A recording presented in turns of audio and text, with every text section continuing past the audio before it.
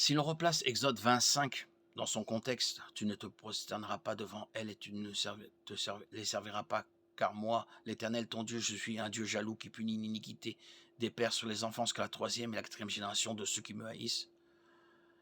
On remarque tout de suite que Dieu fait ici référence au péché d'idolâtrie. Dieu considérait l'idolâtrie comme une trahison extrêmement perfide d'un devoir sacré. Les idolâtres étaient des traîtres à la théocratie de Dieu. Outre les pratiques odieuses qui accompagnaient le culte des idoles dans l'Ancien Testament, Deutéronome 12, 31, l'idolâtrie avait une façon de s'enraciner dans une culture. Les enfants élevés dans un tel environnement perpétuaient la tradition et pratiquaient une idolâtrie similaire, tombant ainsi dans le modèle établi de désobéissance.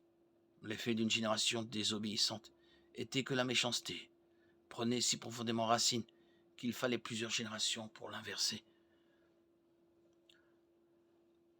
L'implication d'Exode 25 est que les enfants sont apparentés à leurs parents.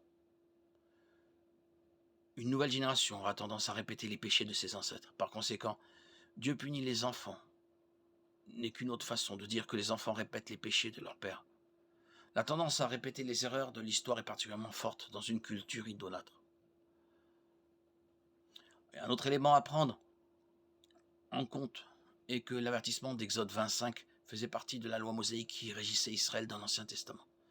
La malédiction générationnelle doit être considérée comme une punition collective contre la nation et non comme une malédiction personnelle contre des familles individuelles.